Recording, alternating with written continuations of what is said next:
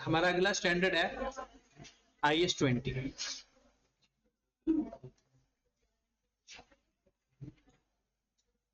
Government grant, government assistance and grant. Standard का नाम ही आपको बताएगा कि हमने करना क्या। गवर्नमेंट की तरफ से अगर आपको कोई पैसे मिलते हैं या कोई आपको एसेट मिलता है या आपको कोई तसल्ली मिलती है, इन तीनों सिचुएशन में आपने बिजनेस के पॉइंट ऑफ व्यू से आपने उसको कैसे डील करना है, ये स्टैंडर्ड में लिखा हुआ है। आपने कोई प्लांट खरीदना है, गवर्नमेंट ने कहा ठीक है भाई आप प्लांट खरीदो। जैसे अक्सर आपने सुना होगा कि गवर्नमेंट कह रही है कि जनाब आप बिजली का बिल, जैसे कुछ पिछले महीनों में कुछ बिजली का बिल सब्सिडाइज हो गया था कि जी जिसका बिजली का बिल एक लिमिट से ज्यादा आया था जी उसका 10,000 या 15,000 या 5,000 बिजली का बिल कम हो गया था। तो गवर्नमेंट की तरफ से जो हमें पैसे मिलते हैं, अब गवर्नमेंट की तरफ से ना टोटल 5 चीजें हम देखते होते हैं। एक, गवर्नमेंट हमें पैसे दे दे किसी भी काम के लिए, कोई एसेट खरीदने के लिए या कोई एक्सपेंसेस को मीट करने के लिए, तो गवर्नमेंट की तरफ से हमें ग्रांट मिल गई। फिर गवर्नमेंट हमें कोई एसेट खरीद के दे दे कि आप काम करो, ये भी गवर्नमेंट ग्रांट है। फिर गवर्नमेंट हमें लोन दे दे और उसके ऊपर इंटरेस्ट ना ले, ये भी हमारी कोई हेल्प हो गई। अगर इंटरेस्ट ले तो मार्केट से कम ले तो भी हमारी हेल्प होगी। अगर गवर्नमेंट हमारी हेल्प करे तो उसे हम कहते हैं जी गवर्नमेंट की तरफ से या तो आपको असिस्टेंस मिली है या आपको ग्रांट मिली है। असिस्टेंस से मुराद ये होता है कि हमें कोई वैल्यू नहीं मिलती, बल्कि हमें, जैसे अगर गवर्नमेंट ने कहा, आजकल ये आम रिवाज है कि भाई जिसने फ्री लांसिंग के कोर्सेज करने हैं ना, गवर्नमेंट सबको फ्री प्रोवाइड कर रही है। अब ये हमें भी प्रोवाइड कर रही है और बाकी लोगों को भी प्रोवाइड कर रही है। ये जो गवर्नमेंट की तरफ से है ये गवर्नमेंट ग्रांट नहीं, गवर्नमेंट असिस्टेंस है। गवर्नमेंट हमारी हेल्प कर दे, उस हेल्प के बदले हमें कोई रिसोर्सेज ना दे तो वो गवर्नमेंट असिस्टेंस होगी। और हमें हेल्प करे और उसके बदले हमें कोई रिसोर्सेज कैश फॉर्म में, एसेट फॉर्म में या कोई और बेनिफिट मिले जिसका कोई वैल्यू हो, जिसकी कोई वैल्यू को हम डिटरमिन कर सकें, तो वो क्या कहलाएगी? Government grant. एक ना गवर्नमेंट ग्रांट होती है ना गवर्नमेंट असिस्टेंस होती है। वो क्या चीज है? मिसाल के तौर पर हमने फैक्ट्री बनाई, गवर्नमेंट ने वहां हमारी फैक्ट्री के सामने से कारपेटेड रोड बना के दे दिया। अब इससे हमें फायदा होगा या नहीं? फायदा तो होगा, लेकिन ये गवर्नमेंट ने कोई हमारे ऊपर एहसान नहीं कि ये गवर्नमेंट का काम है रोड बनाना, पावर सप्लाई देना, सीवरेज का सिस्टम अच्छा रखना। अगर ये गवर्नमेंट हमारे बिजनेस के साथ भी करे तो ये गवर्नमेंट का नॉर्मल इंफ्रास्ट्रक्चर के ऊपर काम करना, ये उसका नॉर्मल रूटीन का काम है, ना ये असिस्टेंस है ना ये गवर्नमेंट ग्रांट। फिर गवर्नमेंट ने कहा कि जनाब हमने अंडरपास बनवाने हैं, हमारी कंस्ट्रक्शन कंपनी है, उन्होंने हमसे राब्ता किया कि भाई मैं आपसे अंडरपास बनवाता हूं। मैंने कहा ठीक है, तो हमने उसको अंडरपास बनाकर दे दिए, उसको उससे पैसे ले लिए। क्या ये गवर्नमेंट ग्रांट है कि उन्होंने हमें कॉन्ट्रैक्ट दिया? नहीं, ये तो हमारा बिजनेस हुआ है उसके साथ, ये तो नॉर्मल बिजनेस है। हमें कोई और बंदा भी कहता है तो हम उसका भी काम कर देते हैं, गवर्नमेंट ने कहा हमने उसका भी काम करके दे दिया। तो गवर्नमेंट ने जो हमें काम दिया था वो किसी और को भी दे सकती थी। तो 4 चीजों के दरमियान में हमें फर्क का पता होना चाहिए। पहली बात, गवर्नमेंट ग्रांट जब भी बात होगी इसका मतलब होगा कि गवर्नमेंट की तरफ से हमें कोई रिसोर्सेस ट्रांसफर हुए हैं, उसके बैकएंड पे कोई कंडीशन लगी होंगी। जाहिर सी बात है, जब गवर्नमेंट हमें देगी कुछ तो कंडीशन तो लगाएगी ना।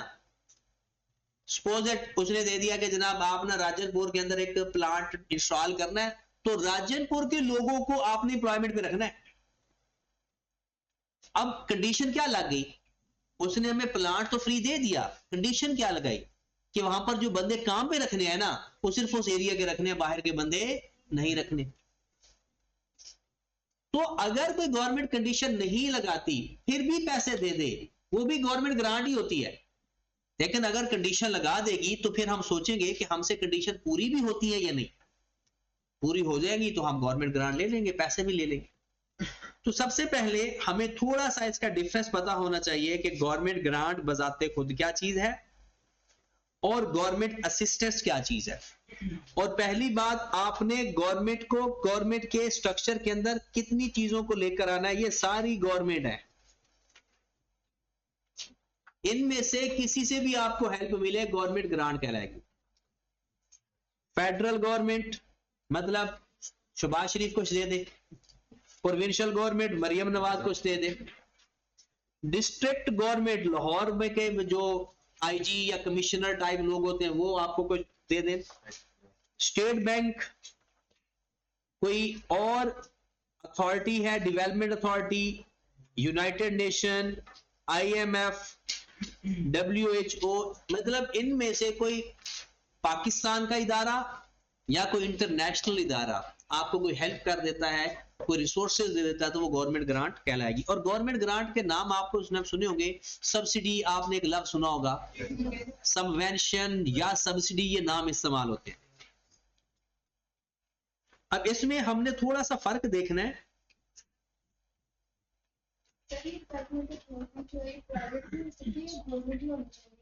इदारे सारे अंडर रेगुलेटेड होने चाहिए गवर्नमेंट के। प्राइवेट इदारे तो अगर पैसे देंगे हमें तो वो तो गवर्नमेंट के अंडर आ ही नहीं रहे। नेशनल या इंटरनेशनल लेवल के इदारे और वो अंडर स्टेट हो। यहां पर उसने एक लफ्ज लिखा है गवर्नमेंट असिस्टेंस, ये हमने दोनों को मैं आपको मिला के पढ़ाऊंगा, और यहां पर लिखा हुआ है गवर्नमेंट ग्रांट। ये दोनों को मिलके पढ़ेंगे ताकि आपको ये क्लियर हो जाए चीजें, रट्टा लगाने की जरूरत नहीं है। लिखा हुआ है जी government assistance in action by the government designed to provide an economic benefit. वो आपको इकोनॉमिक बेनिफिट दे रही है specific to an entity या range of entities qualifying under certain criteria। एक एंटिटी को या क्लास ऑफ एंटिटीज को वो कुछ इकोनॉमिक बेनिफिट दे दे, अगर वो बेनिफिट के बदले रिसोर्सेज भी ट्रांसफर कर दे तो वो गवर्नमेंट ग्रांट बन जाएगी।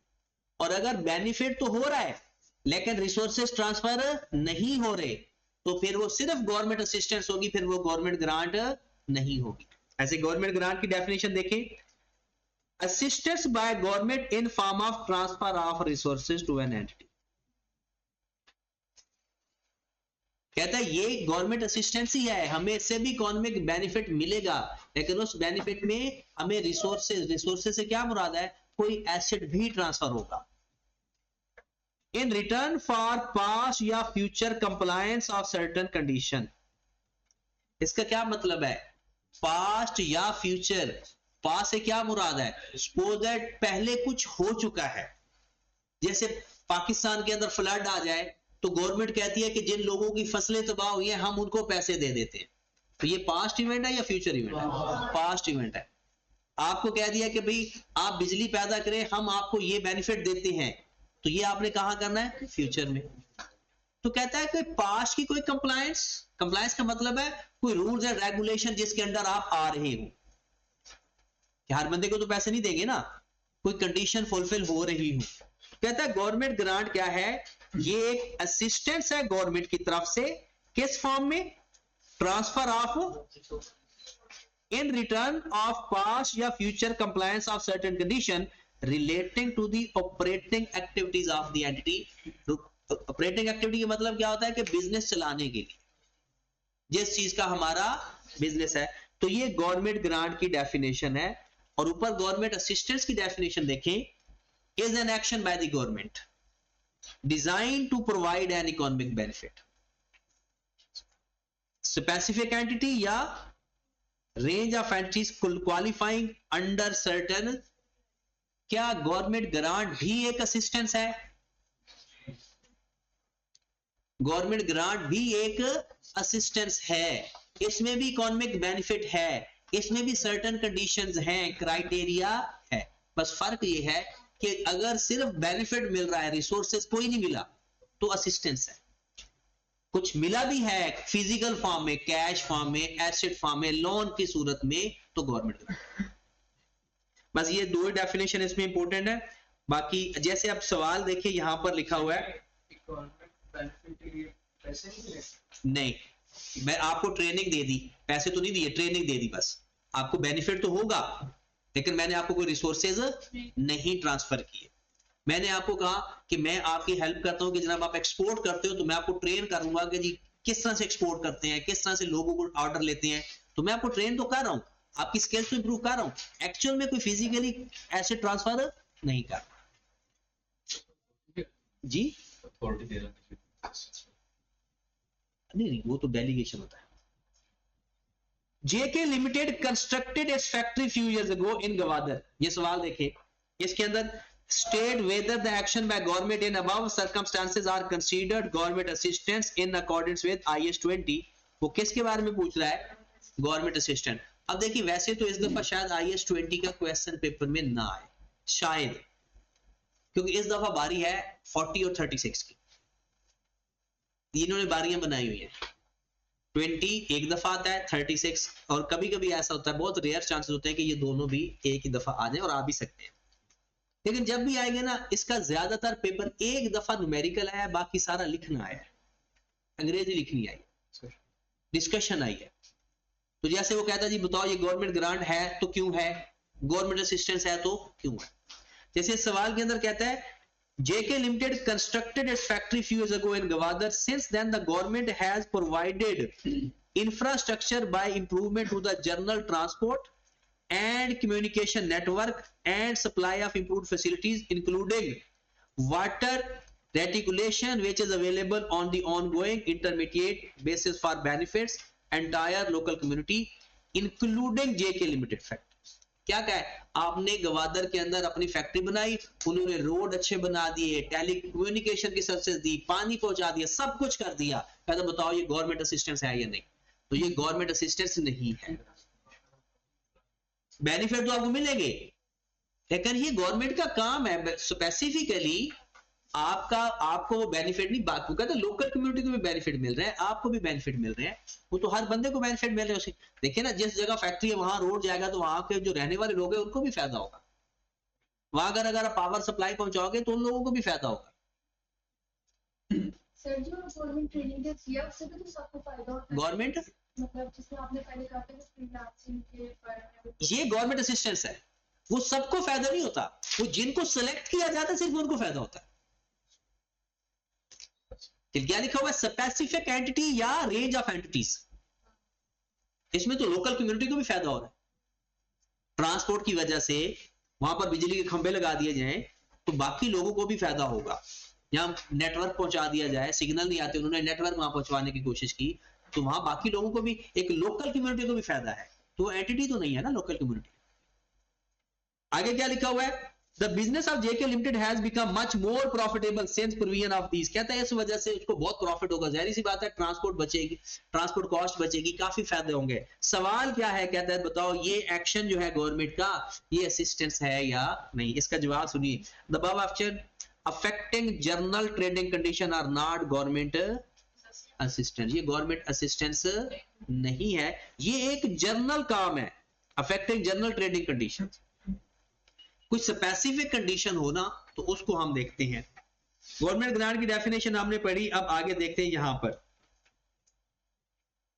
कहता है government provided following XYZ limited. कहता है फ्री टेक्निकल एडवाइस, मशवरे दे रही है government, free technical advice. Grant है या असिस्टेंस है? असिस्टेंस है ये, क्योंकि हर बंदे को टेक्निकल एडवाइस नहीं मिलेगी, सिर्फ आपकी एंटिटी है, आपको वो एडवाइस दे रही है। हर बंदे का तो हो सकता है वो सिर्फ वही एंटिटीज एडवाइस लेंगी ना जो उस रिलेटेड काम कर रही है। Free marketing advice for export to central Europe, ये भी गवर्नमेंट असिस्टेंस है। Free provision of guarantees for export trade with European countries, assistance है। Supporting government procurement policy that is responsible significant sale by the, वो कहता है इसमें करना क्या? कहता है briefly explain whether above benefits government will be considered government grant or not.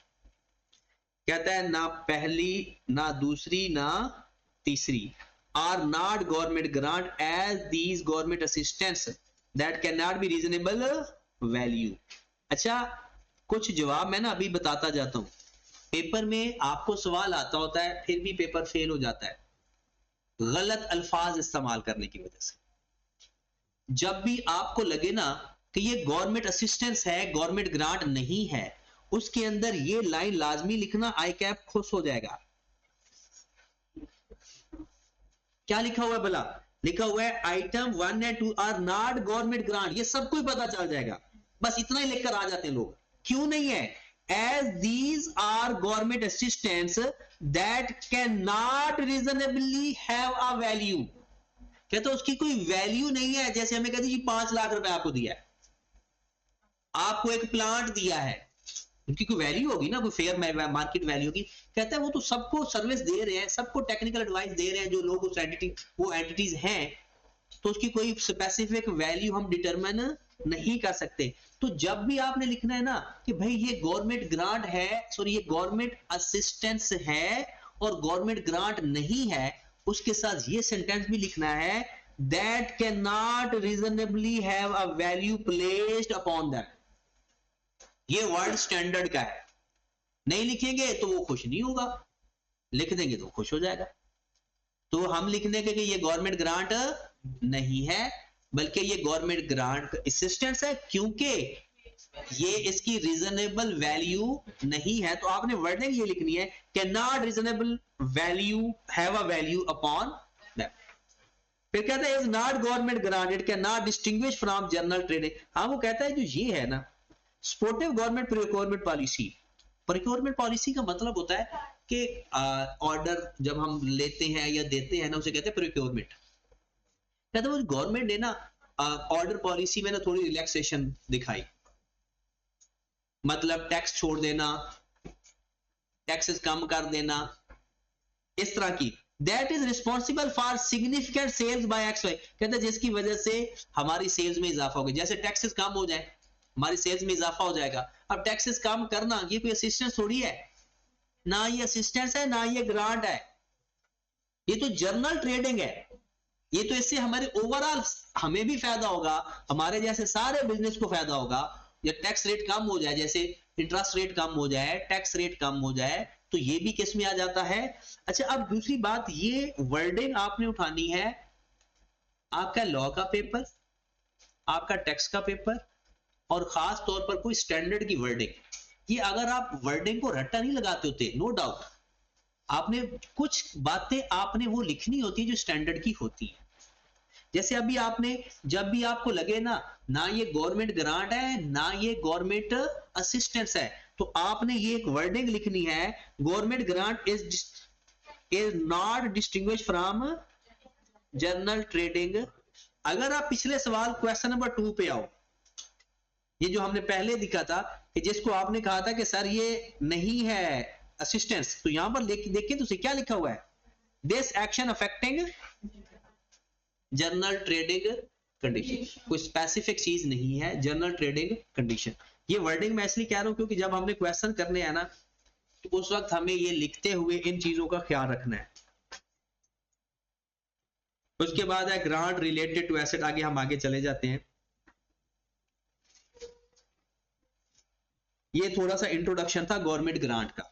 अब पहले गवर्नमेंट ग्रांट है क्या? गवर्नमेंट ग्रांट एक असिस्टेंस है जिसमें रिसोर्सेज ट्रांसफर होते हैं अंडर सम पास्ट या future condition related to operating activities of the entity. अब आपने ये रट्टा नहीं लगाना, इसके दिमाग में इसका सीक्वेंस बनाना है। कैसे? गवर्नमेंट ग्रांट एक असिस्टेंस है जिसमें रिसोर्सेज बिजनेस को ट्रांसफर होते हैं अंडर द पास्ट या फ्यूचर कंडीशंस। किसके लिए? Related to operating activity of the entity. ठीक होगी बात। अब गवर्नमेंट ग्रांट आपको जब मिलती है वो 2 टाइप की होती है मेन। हम सारी लिख लेते हैं क्योंकि बारी बारी तो हमने पढ़नी ही है। गवर्नमेंट ग्रांट मिल कहां कहां से सकती है? किसी भी गवर्नमेंट से कोई भी भला कार्य ले लेंगे, मतलब गवर्नमेंट का इदारा हो, बस लफ्जी गवर्नमेंट है ना, कि कोई भी इंटरनेशनल या नेशनल गवर्नमेंट हो तो हमें भला कर दे तो वो गवर्नमेंट ग्रांट हो जाएगी। अब गवर्नमेंट ग्रांट के अंदर पहली बात related to asset.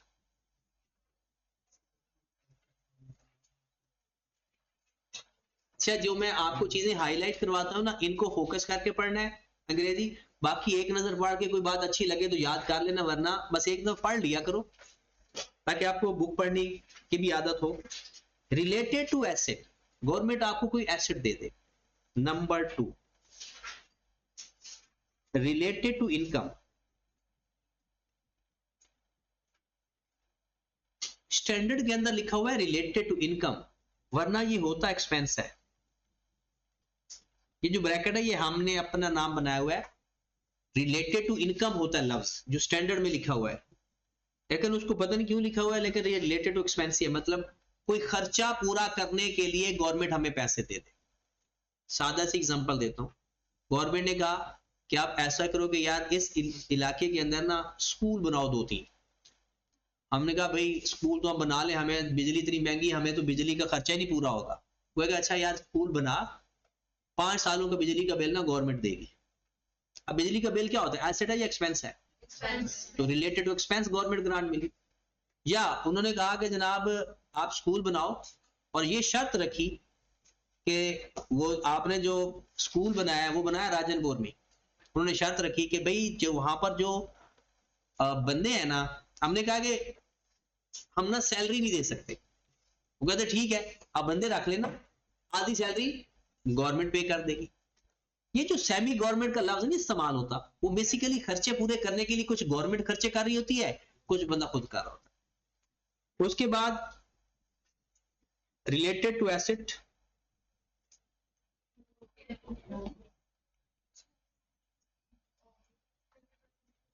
Other than cash.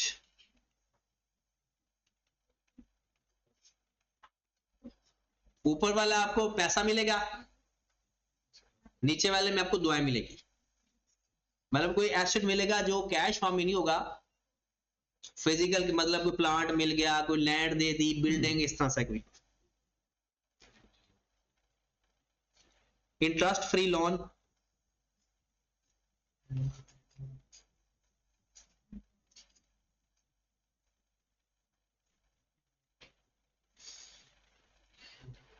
Lower rate loan, lower rate of interest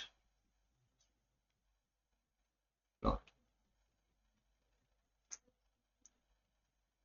या तो बिल्कुल ही इंटरेस्ट ले नहीं रही गवर्नमेंट, और अगर ले रही है तो मार्केट से कम पे रेट। हमने बेसिकली इन 5 के बारे में सीखना है। किसी भी स्टैंडर्ड को सीखने का तरीका यही है कि इन 5 चीजों के बारे में आप आंखें बंद करो, कोई भी चीज सोचो तो वो सारी अकाउंटिंग घूम जाए कि अच्छा इसमें ये जर्नल एंट्री पास होती है, इसमें ये टेक्निक इस्तेमाल होती है। इन 5 चीजों के अलावा कुछ है ही नहीं। तो स्टार्ट करते हैं related to assets. Related to asset,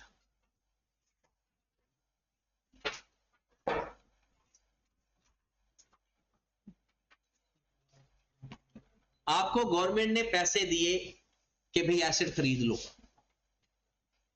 तो इसमें वैसे तो बस हमें पर परेशानी होती है क्योंकि हमने कभी सोच समझ के पढ़ने की कोशिश नहीं की। हम ना वो जैसे पक्के लकीर के फकीर, जो कुछ करवा दिया वो सही अच्छा समझ लिया, जो नहीं करवाया उसके बारे में सोचना नहीं कि इसको कैसे कर। तो अगर लकीर के फकीर ना होना तो बस बंदा थोड़ी बातें बताया, बंदा बाकी खुद ही जज कर लेता।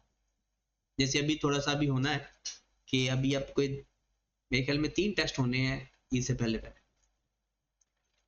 और वो तीनों टेस्ट माशाल्लाह कुर्बानी से पहले कुर्बानी है।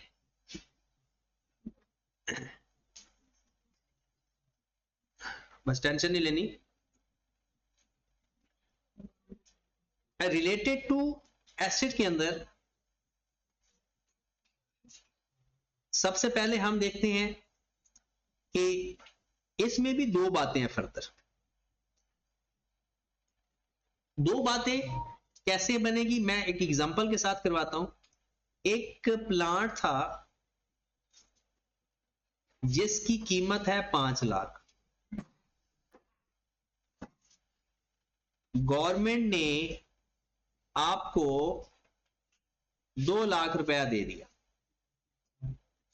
एक प्लांट जिसकी असल कीमत थी 5 लाख, गवर्नमेंट ने 2 लाख रुपया दे दिया एज अ सब्सिडी कि भाई ये प्लांट आप खरीद रहे हो, मेरी ये शर्तें हैं, अगर मेरी शर्तें आप पूरी कर दोगे तो मैं आपको 2 लाख रुपया इसमें हेल्प कर देता हूं। अब गवर्नमेंट ने 2 लाख रुपया दिया, हमने उनकी शर्तें मान ली, तो अब ये जो 2 लाख है ये है गवर्नमेंट ग्रांट, और ये जो 5 लाख है ये हमारे एसेट की है कॉस्ट। हम तो अकाउंटिंग इसकी देखना चाहते हैं, हमें क्या परवाह कि गवर्नमेंट देता है या नहीं देता, हमने देखना है कि इसकी एंट्री कैसे पास करनी। IAS 20 हमें 2 ऑप्शन देता है। एक ऑप्शन वो कहता है कि आप ऐसा करो कि प्लांट डेबिट करो और कैश क्रेडिट करो 3 लाख से।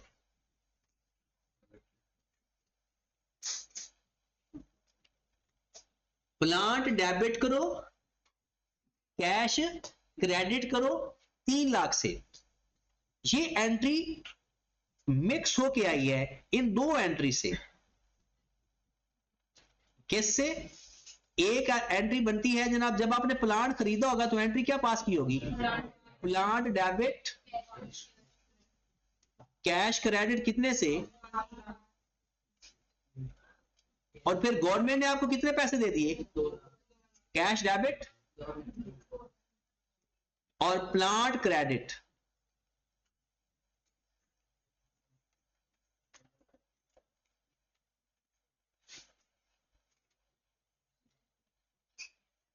अब या तो आप ये 2 एंट्रीज पास करेंगे या आप ये एक एंट्री पास करेंगे। ये 2 ऑप्शन नहीं है, ये एक ही ऑप्शन के 2 अल्टरनेटिव्स हैं। आप प्लांट डेबिट करो, कैश क्रेडिट करो, डायरेक्टली माइनस कर दो, या तो फिर सीक्वेंस में पहली एंट्री क्या पास की?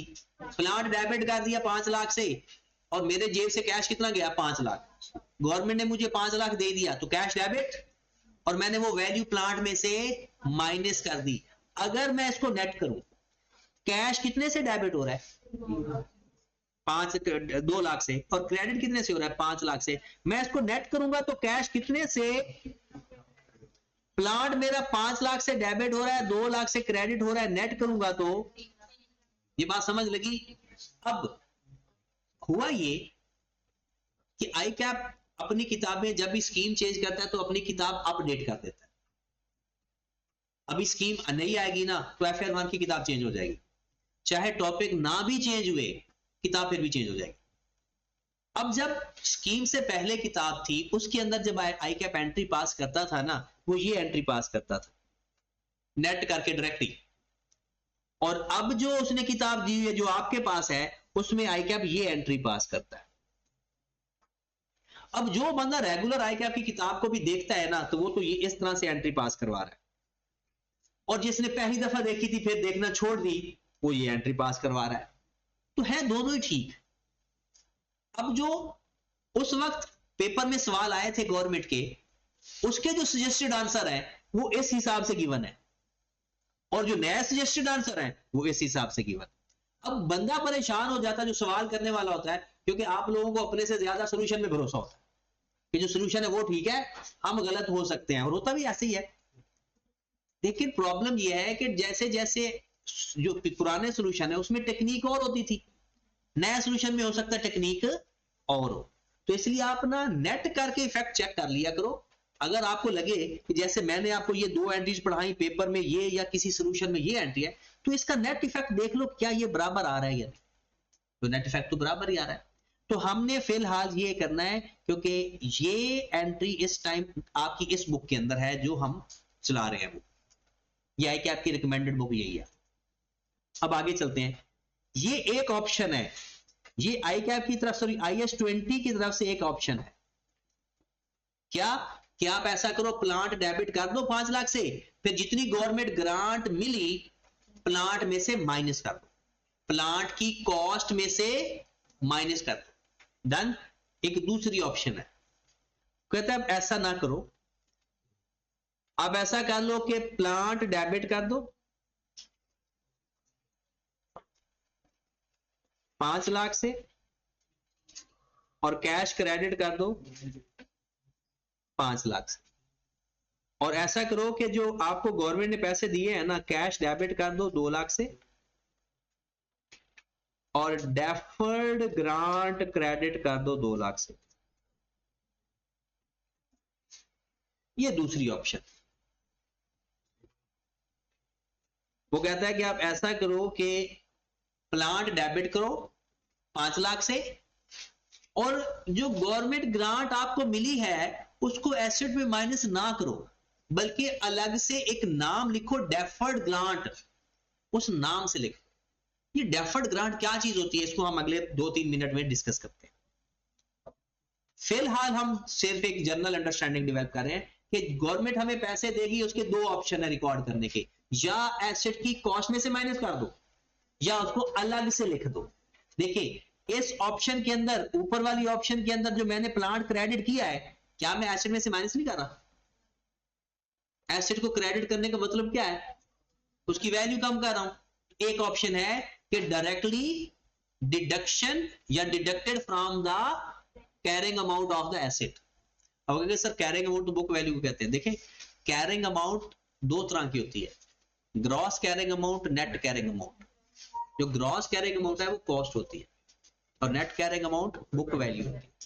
तो एक ऑप्शन ये है कि आप डायरेक्टली डिडक्ट कर दो एसेट में से, और दूसरी ऑप्शन क्या है कि उसको सेपरेट लिख दो, एसेट में से माइनस ना करो। ये 2 ऑप्शन कौन बताता है? IS 20। अब इनके नाम भी लिखते हैं। किसकी? कर सकते हैं, ये 2 अल्टरनेटिव है, दोनों कर सकते। नहीं ये वाला, ये आपस में ये एंट्री पास हो सकती है। अगर आप इसको नेट करना चाहते हो कि कैश कैश से कैंसिल कर दो तो एंट्री तो पास हो जाएगी, लेकिन जैसे ही ग्रांट की और प्लांट के खरीदने की डेट्स डिफरेंट होगी ना तो फिर हम फंस जाएंगे। अभी तो सेम डेट को ग्रांट मिली और सेम डेट को ही प्लांट खरीदा, चलो नेट कर दिया। लेकिन अगर डेट चेंज हो गई, जनवरी में हमें एसेट खरीदा था, फरवरी में ग्रांट मिली, तब तो नेट नहीं कर सकते क्योंकि डेट ही चेंज हो जाएगी।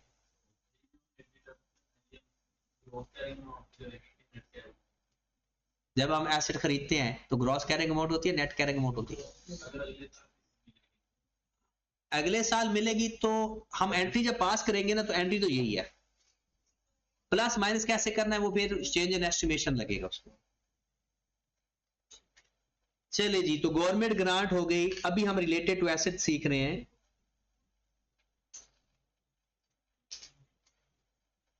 रिलेटेड टू एसेट की जनाब 2 ऑप्शंस हैं। ऑप्शन नंबर 1 डायरेक्टली रिड्यूस या डिडक्ट फ्रॉम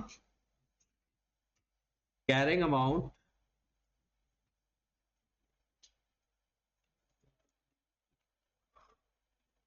डायरेक्टली डिडक्ट कर देंगे कैरिंग अमाउंट ऑफ एसेट, और दूसरा सेपरेटली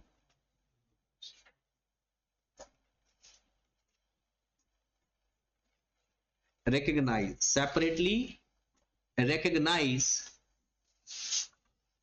as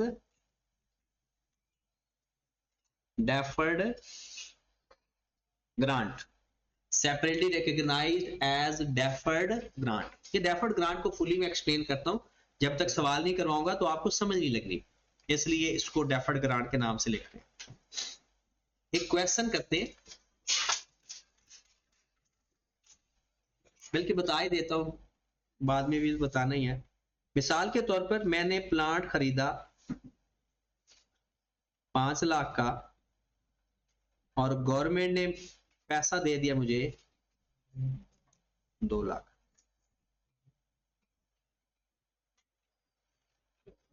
यूजफुल लाइफ है जी 5 साल।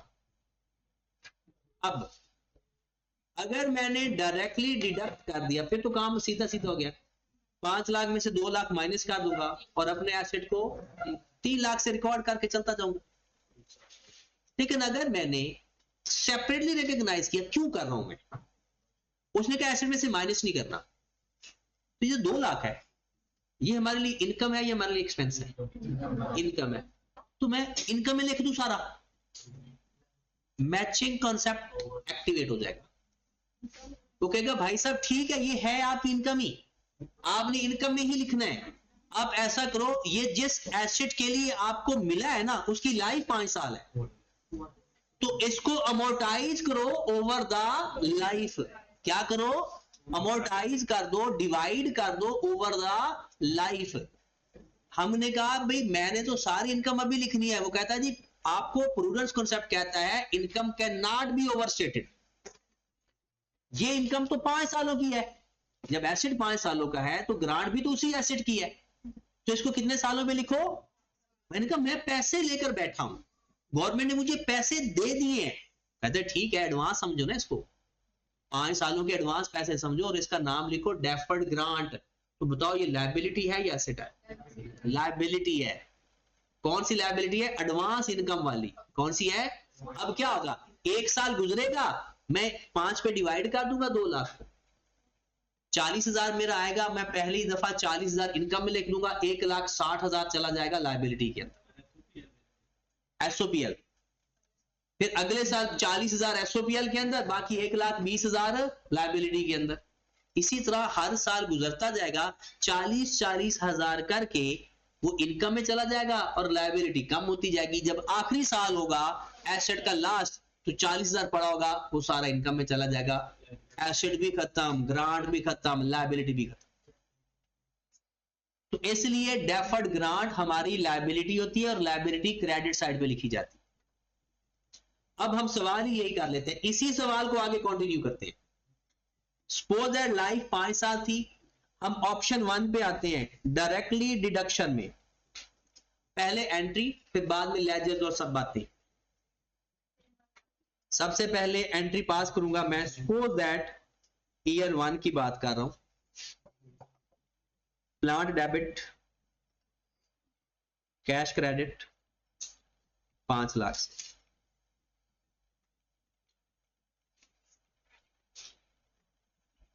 Plant debit cash credit 5 lakh से। साथ ही मैं एक सेम डेट को एंट्री पास कर दूंगा, cash debit plant credit 2 lakh से। ये किस ऑप्शन में होगा भला, डायरेक्टली डिडक्शन में या सेपरेटली रिकॉग्निशन में? मैं डिडक्ट कर रहा हूं, माइनस कर रहा हूं, तो इसका मतलब है ये डायरेक्टली डिडक्शन हो रही है। अगर सेम केस मैं दूसरी ऑप्शन पे जाऊं, तो मेरी पहली एंट्री होगी प्लांट डेबिट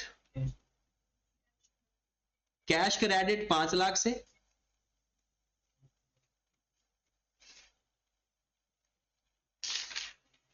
और फिर कैश डेबिट, अब मैंने डिडक्ट तो करना नहीं है, तो फिर किस में लिख दूंगा?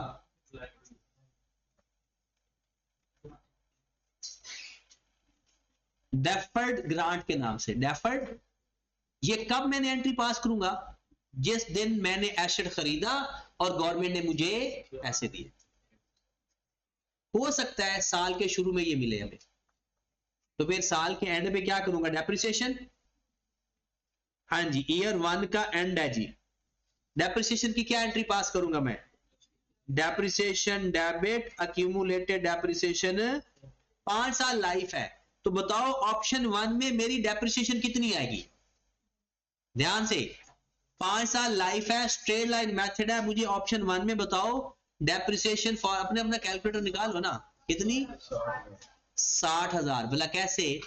ये 5 लाख में से ये 2 लाख निकाल के, क्योंकि 5 लाख डेबिट हो रहा है, 2 लाख क्रेडिट हो रहा है, तो हमारा एसेट एक्चुअल में कितने का है? 3 लाख का, और ये बुक्स में भी 3 लाख का ही जाएगा, तो 60,000 हमारी डेप्रिसिएशन आ गई।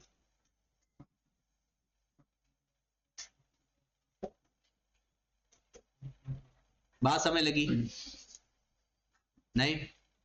देखिए, आपने प्लांट 5 लाख से डेबिट किया, गवर्नमेंट ने 2 लाख दे दिया, तो आपकी एक्चुअल कॉस्ट कितनी पड़ी आपको? 3 लाख। अब आपका एसेट, आपका खर्चा तो 3 लाख हुआ ना, तो अब आपने डेप्रिसिएशन लेनी है तो किस पे लेंगे, 5 लाख पे या 3 लाख पे? क्यों भला? क्योंकि आप खुद देखो, आपने 5 लाख से डेबिट करके 2 लाख से क्रेडिट किया तो है। अब बुक्स में आपका एसेट जब आपने लेजर बनाया होगा तो 5 लाख से डेबिट किया होगा, तो 2 लाख से क्रेडिट करके तो नेट कितना बच गया, 3 लाख। तो अब डेप्रिसिएशन जब लेंगे तो 3 लाख की डेप्रिसिएशन लेंगे over the life of 5 years, तो 5 पे डिवाइड कर दो 3 लाख को जी। 3 लाख आपने जब प्लांट को 5 लाख से डेबिट किया, 2 लाख से क्रेडिट किया, अब दोबारा कौन सी एंट्री बनाऊंगा मैं? चलो बनाओ, आप बनाओ, कौन सी बनेगी? बनाओ ना, आपके दिमाग में जो आ रही परेशानी की क्या बात है? अगर मैं 3 लाख से एंट्री पास करूंगा तो मेरा प्लांट फिर 3 लाख से डेबिट हो जाएगा। वो तो 5 का भी डेबिट, 3 का भी डेबिट, 2 का क्रेडिट। तो ये जब डेबिट हो गया तो ये लेजर्स के अंदर खुद हो जाएगा। इधर आए जरा, भी इधर उधर जानने की जरूरत नहीं है। दूसरी साइड पर, अच्छा अब मैं, अगर मैंने ये ऑप्शन अवेल की सेपरेटली वाली, तो बताओ जब मैं डेप्रिसिएशन लूंगा, क्या तब मेरा ऐसे 3 लाख का पड़ा था बुक्स के अंदर या 5 लाख? वो तो पूरा 5 लाख का था। तो मैं 5 लाख को 5 पे डिवाइड करूं, तो जब मैं एंट्री पास करूंगा तो मेरी एंट्री पास होगी depreciation debit, accumulated depreciation credit, कितने से, 1 लाख से। और साथ जो मेरी लायबिलिटी पड़ी हुई है मैंने उसको भी अमोर्टाइज करना है, उसको भी 5 पे डिवाइड करना है। तो उसको मैंने 5 पे डिवाइड करूंगा तो क्या आंसर आएगा, डेफर्ड ग्रांट उतनी लायबिलिटी हो जाएगी कम। डेफर्ड ग्रांट डेबिट, एसओपीएल या गवर्नमेंट ग्रांट इनकम क्रेडिट।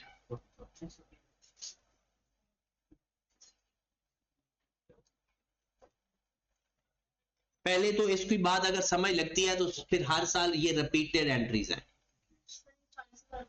देखें, आपने एसेट को डेप्रिशिएट किया, आपके पास 2 लाख की ग्रांट भी तो मिली हुई है, उसको भी तो 5 साल में अमोर्टाइज करना है ना। तो 2 लाख को 5 पे डिवाइड किया तो 40,000 आ गया। अब उसकी एंट्री 40,000 से आपकी लायबिलिटी कम हुई, लायबिलिटी डेबिट कर दी, और वो 40,000 किधर चला जाएगा, एसओपीएल के अंदर। किस नाम से जाता है भला, गवर्नमेंट ग्रांट इनकम के नाम से, गवर्नमेंट ग्रांट इनकम के नाम से। ठीक होगी बात? यहां तक आप पहले समझिए, क्योंकि हर साल अब रिपीटेड एंट्रीज है। बिल्कुल नेट करेंगे तो 60,000 ही आएगा, क्योंकि जब एक ही चीज 2 तरीकों से प्रेजेंट करेंगे ना तो नेट इफेक्ट पे कोई फर्क नहीं आता, बस थोड़ी प्रेजेंटेशन चेंज हो जाती है। नेट एसेट के ऊपर, लायबिलिटीज के ऊपर, प्रॉफिट के ऊपर कोई मसला नहीं होता।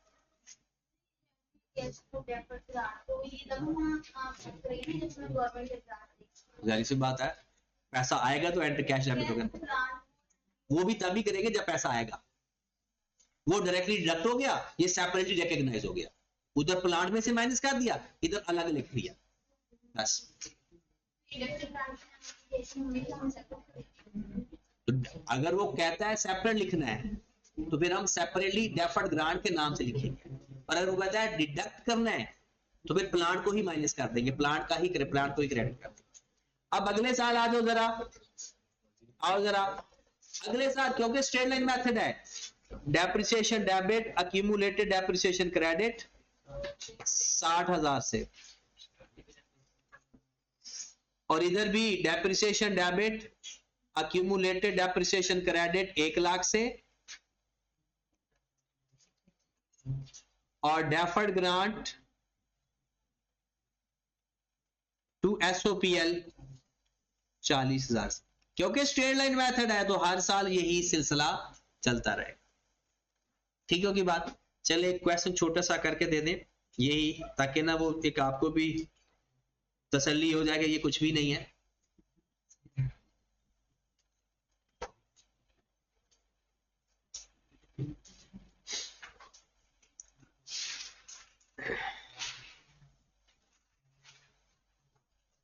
क्वेश्चन ये है जी,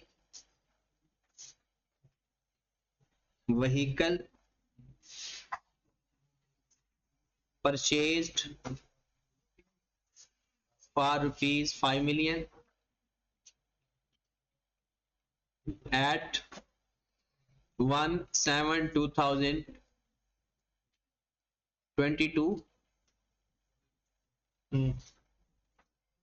government grant received rupees 3 million.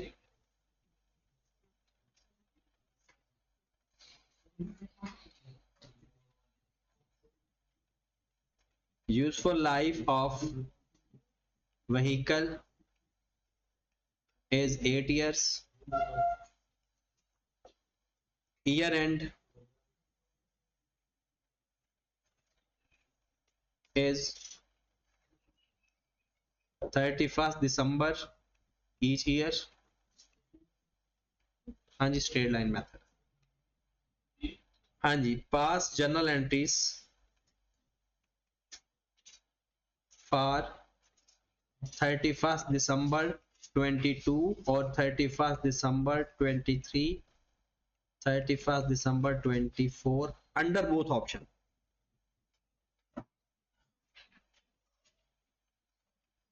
हाँ जी, दोनों ऑप्शन के तहत आप इसकी एंट्री बनाएं।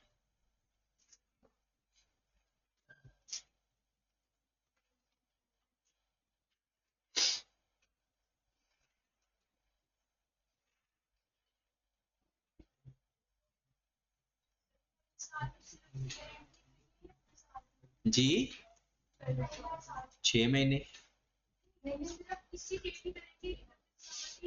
पूरे पूरे साल की। 2022 में जो एंट्रीज पास हो रही हैं वो पूरी पास करेंगे, 2023 में जो एंट्रीज पास हो रही हैं, 2024 में सारी जो जो एंट्रीज पास हो रही हैं पूरी पूरी एंट्री पास करेंगे।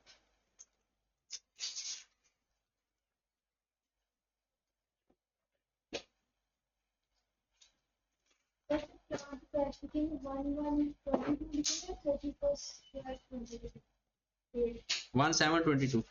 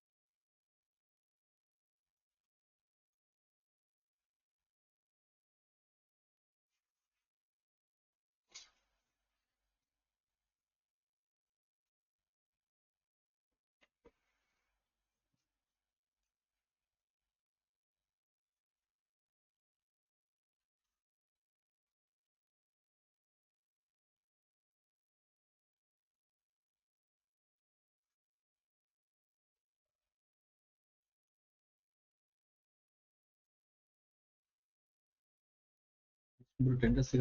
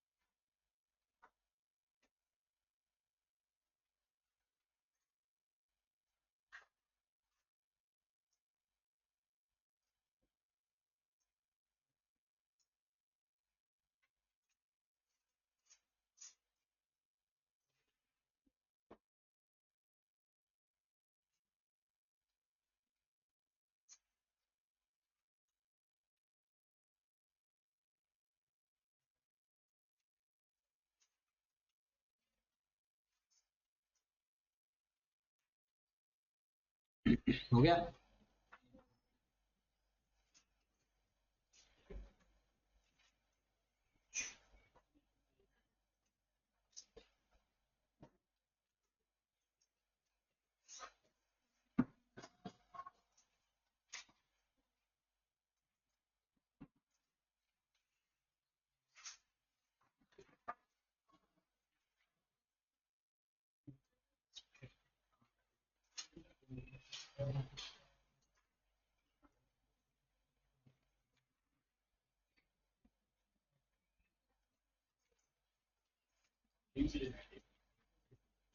हाँ जी, देख ले जरा एक दफा।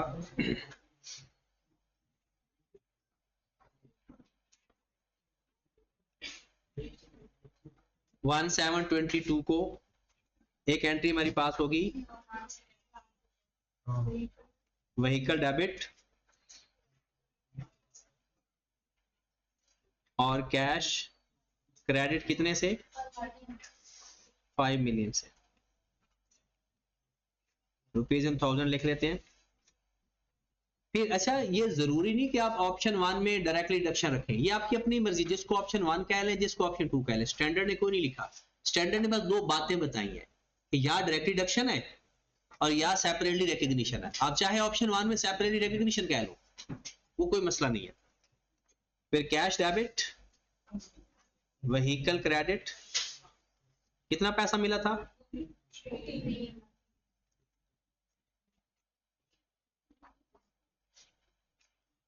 दिसंबर 22 को मैंने व्हीकल की कौन सी वैल्यू डेप्रिशिएट करूंगा? 2 लाख से, 2 मिलियन से, क्योंकि मेरी वैल्यू है ही 2 मिलियन। 5 तो डेबिट किया था, 3 क्रेडिट कर दिया, बाकी बचा ही 2 है। तो 2 million divided by 8 multiplied by 6/12, क्योंकि पहले 6 महीनों की डिडक्शन आनी कितनी? 125 depreciation debit, accumulated depreciation credit 1,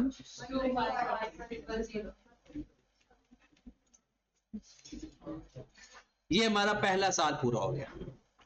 जब अगले साल हमने जाना है दिसंबर 23, फिर पूरे साल की डेप्रिसिएशन है, तो क्या एंट्री पास होगी? Depreciation to accumulated depreciation 2,50,000।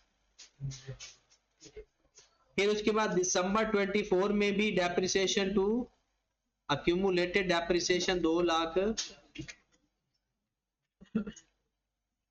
ये सारी एंट्रीज किस में है? डायरेक्टली डिडक्शन में। मतलब एसेट आपका 2 लाख है, उस 2 लाख को डेप्रिशिएट करते जाओ। अब अगर हम सेपरेटली रिकग्निशन में जाएं तो 1722 को व्हीकल टू कैश और साथ ही हमने कैश डेबिट करना है और डेफर्ड ग्रांट 3 लाख से।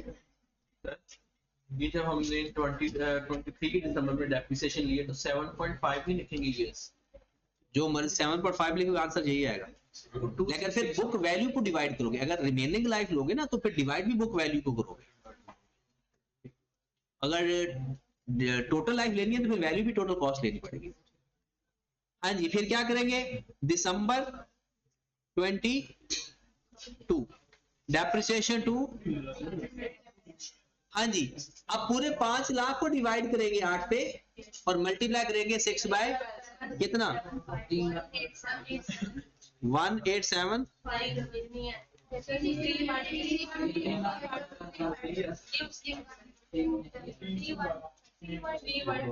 31 और यहां पर क्या करेंगे? Deferred grant debit. अच्छा, इसको भी आपने 6 पे डिवाइड, 8 पे डिवाइड करके 6/12 से मल्टीप्लाई करना है। कितना?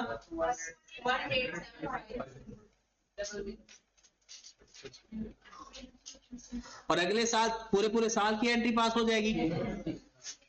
दिसंबर 23 डेप्रिसिएशन टू accumulated डेप्रिसिएशन 6 और deferred grant debit SOPL credit